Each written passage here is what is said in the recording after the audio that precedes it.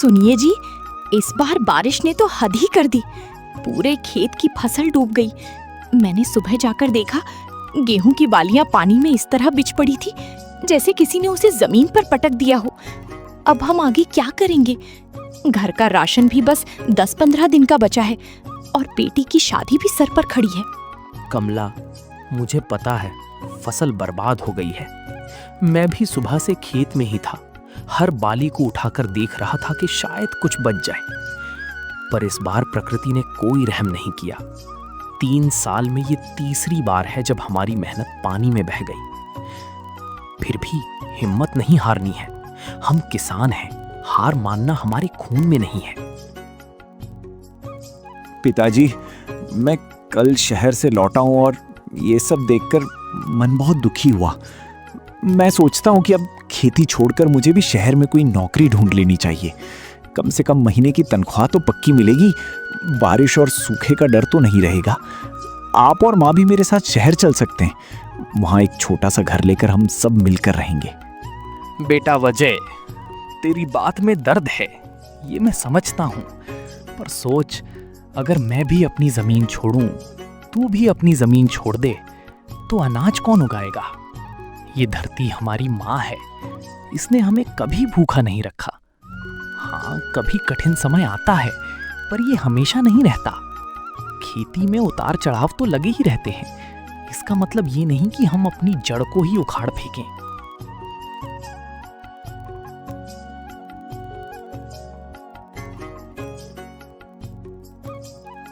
अरे रामलाल भाई, राम राम।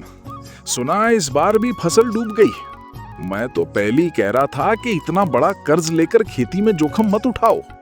अब बताओ, पिछले साल का जो उधार लिया था वो कैसे चुकाओगे? ब्याज भी बढ़ता जा रहा है। अगर समय पर पैसा नहीं आया तो मुझे मजबूरन तुम्हारी जमीन के कागजात रखने पड़ेंगे। तुम तो जानते ही हो नियम कानून। साहूकार जी, थोड़ा तो रहम कीजिए।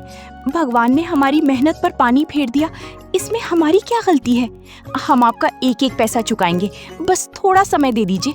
मेरे पति दिन रात मेहनत करते हैं, बेटा भी अब साथ देने को तैयार बैठा है। हम बस थोड़ी मोहलत चाहिए। देखो कमला बहन, मैं भी दिल का बुरा नहीं हूँ, पर व्यापार में भावनाओं की जगह नहीं होती। फिर भी चूंकि रामलाल भाई बरसों से मेरे साथ ईमानदारी से जुड़े हैं, इसलिए मैं 3 महीने की मोहलत दे सकता हूँ। उसके बाद मुझे अपना हिसाब चाहिए, चाहे वो जमीन बेचकर हो या किसी और तरीके से। शुक्रिया साहूकार जी, आपका ये मेहरबानी मैं नहीं भूलूंगा। मैं 3 महीने के अंदर आपका पूरा पैसा चुकाने की कोशिश करूंगा। विजय, तूने देखा, यही असली मुश्किल है खेती की। मौसम की मार तो सहनी ही पड़ती है, ऊपर से कर्ज का बोझ भी ढोना पड़ता है। पर मैं तुझसे एक बात कहता हूँ, मैंने कल गांव की पंचायत में सुना था कि सरकार किसानों के लिए एक नई फसल बीमा योजना लाई है। अगर हम उसमें अपना नाम लिखवा लें तो अगली बार फसल खराब होने पर हम कुछ मुआवजा मिल सकता है। सच में पिताजी, ये तो अच्छी बात है। मुझे याद है शहर में मेरे एक दोस्त ने बताया था कि अब पानी की सिंचाई और जैविक खेती के लिए भी सरकार सब्सिडी दे रही है। अगर हम पुराने तरीके के साथ साथ कुछ नई तकनीकें भी अपनाएं तो शायद पानी की बर्बादी भी कम होगी और फसल भी सुरक्षित रहेगी। मैं शहर नहीं जाऊंगा पिताजी, मैं आपके साथ यहीं रहकर खेती को नई तरीके से संभालूंगा। ये सुनकर मेरा मन कितना हल्का हो गया बेटा। सच कहूँ तो मैं डर गई थी कि कहीं तू भी शहर जाकर बस ना जाए और हम बुढ़ापे में अकेले रह जाएं। पर अगर तू यहीं रहकर अपने पिता का हाथ बटाएगा तो ये जमीन फिर से हरी भरी हो जाएगी। बेटा, तेरी ये सोच सुनकर मेरा सीना गर्व से चौड़ा हो गया। सच कहूं तो खेती केवल पैसा कमाने का जरिया नहीं है, ये हमारी संस्कृति है, हमारी पहचान है। अगर हर किसान का बेटा शहर भाग जाएगा तो देश का पेट कौन भरेगा?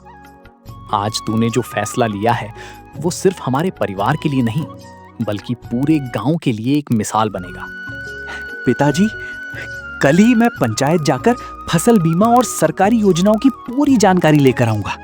हम मिलकर नई तकनीक से खेती करेंगे, कम पानी में ज्यादा फसल उगाएंगे और साहूकार का कर्ज भी समय पर चुका देंगे। अब हमें डरने का नहीं बल्कि मेहनत और समझदारी से आगे बढ़ने की जरूरत है। ठीक है, तो आज रात ना मैं तुम दोनों के लिए गुड़ की खीर बनाती हूँ। कल से नई शुरुआत होगी, नई उम्मीद के साथ। भगवान ने आज जो दुख दिया, कल वही हमको दोगुनी खुशी भी देगा। बस हमको हिम्मत नहीं हारनी है। सही कहा कमला, यही तो किसान की असली पहचान है। चाहे कितनी भी आंधी आए, चाहे कितनी भी बारिश तबाही मचाए, वो हर बार नए बीज बोता है, नई उम्मीद के साथ। ये धरती हमारा धैर्य कभी व्यर्थ नहीं जाने देगी। और मैं वादा करता हूँ, इस धरती को, इस परिवार को कभी अकेला नहीं छोड़ूंगा। हम मिलकर इस मुश्किल घड़ी को पार करेंगे और एक दिन यही खेत हरियाली से लहलहाएंगे। एक बात और है जो मेरे मन में बहुत दिन से खटक रही है। बेटे की शादी के लिए जो पैसे जोड़े थे, वो भी तो इस बार की फसल पर ही टिके थे। अब जब फसल ही डूब गई तो उसकी शादी की तैयारी कैसे होगी? समाज में लोग तरह तरह की बातें बनाएंगे कि किसान की बेटी की शादी में कमी रह गई। कमला, तू फिक्र मत कर। बेटी की शादी हमारी इज्जत का सवाल जरूर है, पर उसे धूमधाम से करने के लिए कर्ज में डूबना कोई समझदारी नहीं। हम सादगी से भी शादी कर सकते हैं, जिसमें प्यार और आशीर्वाद की कमी ना हो। असली शादी वो नहीं जिसमें दिखावा ज्यादा हो, बल्कि वो है जिसमें दोनों परिवारों की खुशी और सम्मान बना रहे। पिताजी सही कह रहे हैं माँ।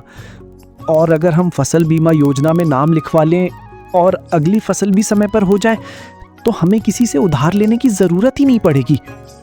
मैं भी अब गांव में ही रहकर मेहनत करूंगा, तो 2 हाथ की जगह 4 हाथ काम करेंगे।